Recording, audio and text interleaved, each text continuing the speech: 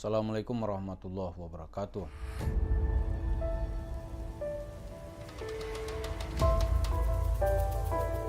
Para pemirsa, ini cerita agama dan penyelewengan itu di tengah masyarakat itu sering terjadi.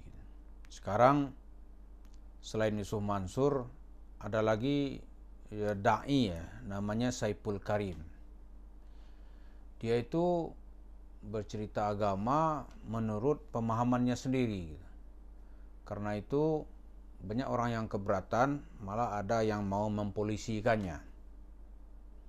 Karena dianggap menista agama Islam.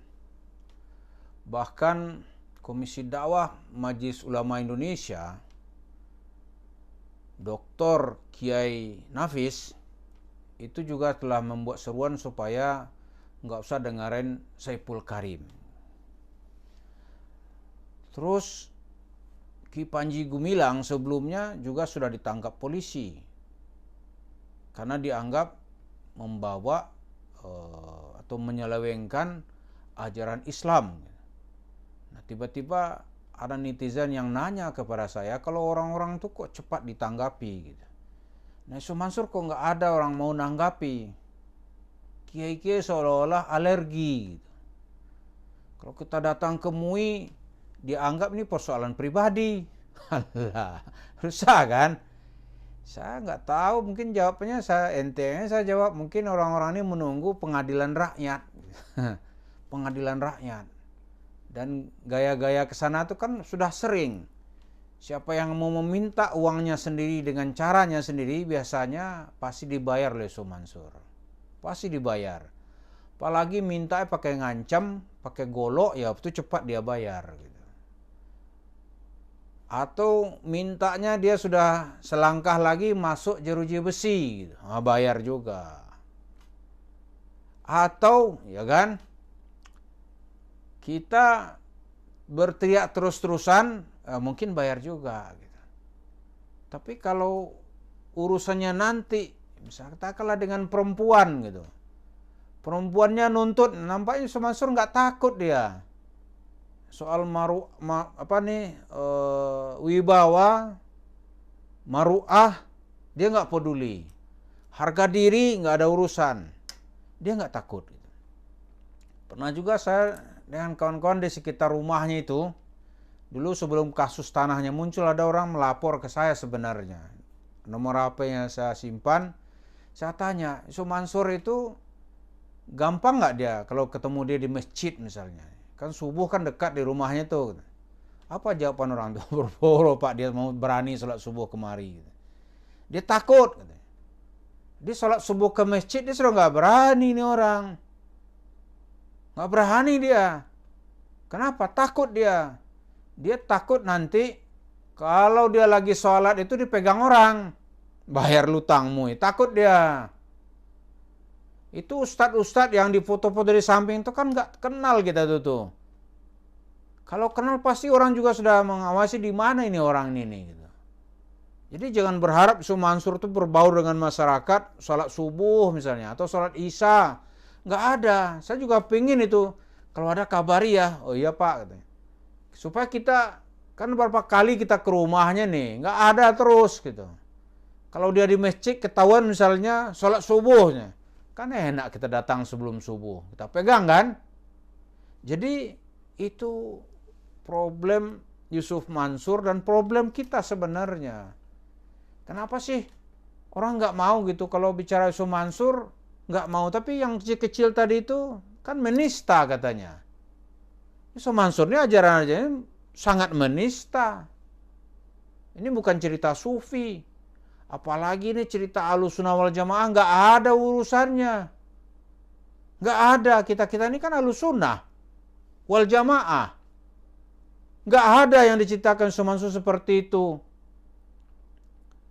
Tapi ya waktunya kan, segala sesuatu itu ada waktunya. Datang waktunya nanti, ya orang nggak bisa lari. Sekarang yang sudah dinikmati Yusuf Mansur apa? Yang pertama, dia menikmati duit yang banyak. Dari cerita-cerita tabligh akbar lah, cerita surga berjamaah lah, masuk paket umrah merdeka lah, tabung tanah lah, dia udah mendapat duit.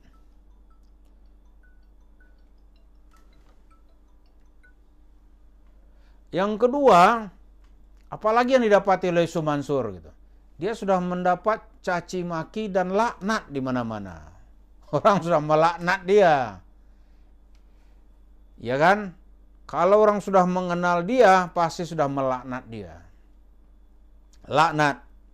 Yang ketiga, jalur dakwahnya sekarang ini sudah ditutup rapat. Mana ada orang mau mengundang dia. Kalau ada yang mengundang, pasti pengurus masjidnya satu di antara dua. Pertama, ikut terlibat konspirasi kejahatan dengan Yusuf Mansur. Yang kedua, ya kurang jauh perjalanannya. Nggak gaul gitu. Nggak tahu dia apa yang terjadi. Nah itu. Jadi kita tunggulah nanti setelah Pilpres ini. Kan arah angin kita kan nggak tahu nih. Kalau sekarang ya dia terus terang pada posisi yang nggak mudah Yusuf Mansur. Kita lihat nanti itu keadaan berubah. Oh, dia akan menghadapi problem baru. Jadi dia ketar-ketir juga gitu. Ketar-ketir juga dia, tapi kan menunggu ya. Kata Pak Khalid ini, kita harus napas panjang. Iya emang kita harus napas panjang. Karena melawan kebatilan itu kan memang perlu stamina gitu. Dan gak apa-apa, kita hanya menyuarakan ketidakbenaran yang dia lakukan gitu. Kita suarakan aja terus. Dia kemarin seperti Sumanso itu sekarang sudah seperti di penjara dalam dirinya sendiri atau di penjara di rumahnya sendiri gitu.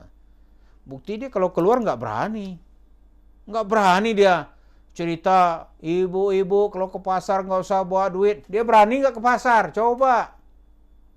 Atau ke masjid berani nggak? Ke masjid ini nggak berani itu, nggak berani dia.